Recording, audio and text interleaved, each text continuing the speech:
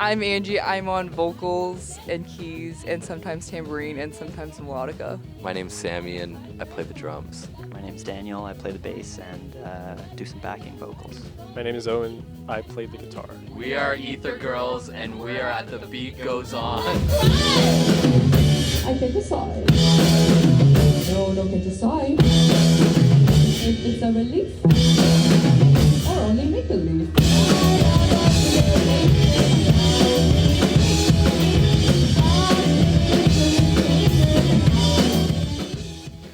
So what I've got here is Another Green World by Eno. Probably my favorite Eno album of his first non-ambient discography. It's like right before he got into ambient, so he's got every other track is like an ambient track. I wrote about it in, I think, MUS 215, shout out U of T. There's a really good 33 and the Third book on this album too. Really interesting insights into Eno's process. Yeah, we're just Eno fanboys in this household. I'll start off with a movie. And what a one to start with. I got Howl here, which I didn't know existed before today. It appears to be a biopic about Allen Ginsberg, the second greatest beat poet. And it has James Franco in it and John Hamm. I'm concerned, frankly, that it's going to be terrible and that they're going to butcher, such a great figure. But nevertheless, I figure it's worth a watch. On the Eno note, I got the other leader of Roxy Music, Brian Ferry, a Brian Ferry record that I know for his great cover of It's My Party and I'll Cry If I Want To. I think it's all covers, and he does Hard Rain's Gonna Fall by Bob Dylan. And I think that's honestly it. If I'm gonna get this, it would be for the It's My Party cover. It's really fun. All right, I'll start off with the only non-blind pick I have, which is Magnolia. I don't know what to say about it. Great movie. Have you guys watched it? I think Daniel has. Technically haven't finished watching it. What do you mean I haven't finished watching it? And now you can. No, and then I finished watching it the next day. I watched the 20 minutes where I took a nap. I fell asleep in the theater. It's the greatest place to take a nap. But it's just a great movie. Great acting, great stories, and the soundtrack. Amy Mann. We love Amy Mann. Yeah. Of course, Darko, the famous sequel to Donnie Darko. I like how they abbreviated the first name. I think everyone forgot. Everyone forgot. Oh, you're right, Susan. Yeah, it's got DeVay Chase on this movie as well, and she starred in the first one. R.I.P. Yeah, movies are famously, sequel movies are famously great. That's why I got this one. I haven't seen it, so I'm looking forward to it being my second favorite movie after Donnie Darko. I got this folk album here. I don't really know what to make of it. It's a compilation of different folk artists, including Blind Boy Grunt, which is apparently a pseudonym used by Bob Dylan, which I didn't know. But I'm really in it for Phil Oakes and, to a lesser extent, Tom Paxton, two people who write songs by just reading the newspaper and quite literally turning that into a song.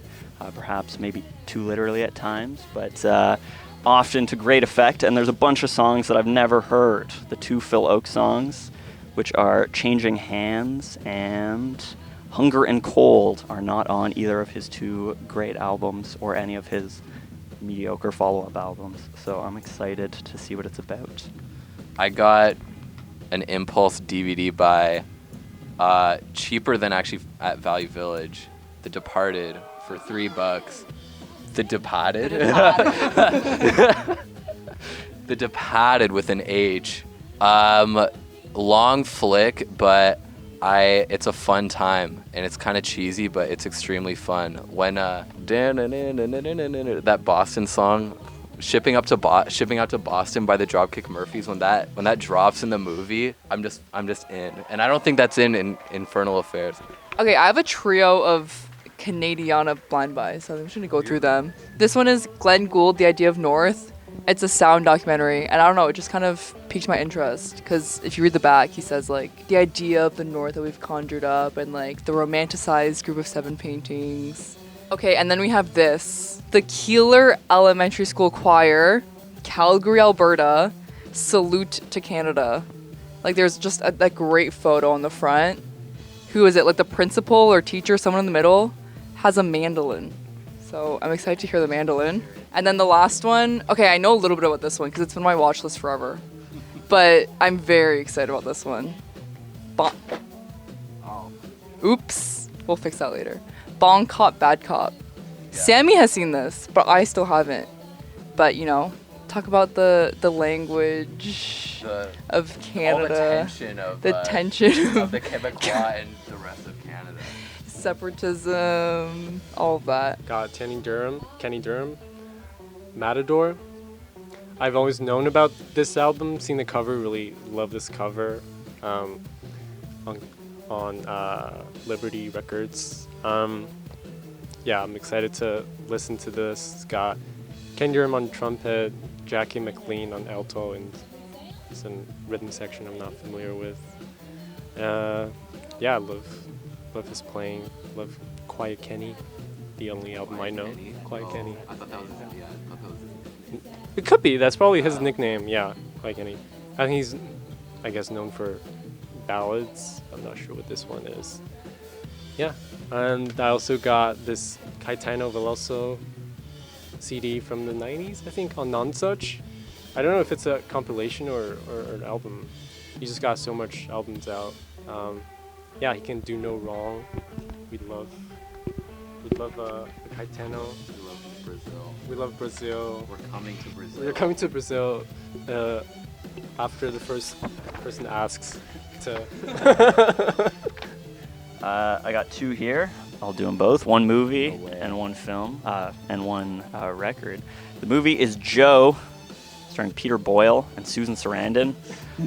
And this guy, my favorite character, this drug dealer character here. The premise essentially is Susan Sarandon comes from a very wealthy family, and she falls in love with this guy for some reason. He's like the worst actor I've ever seen in any movie ever.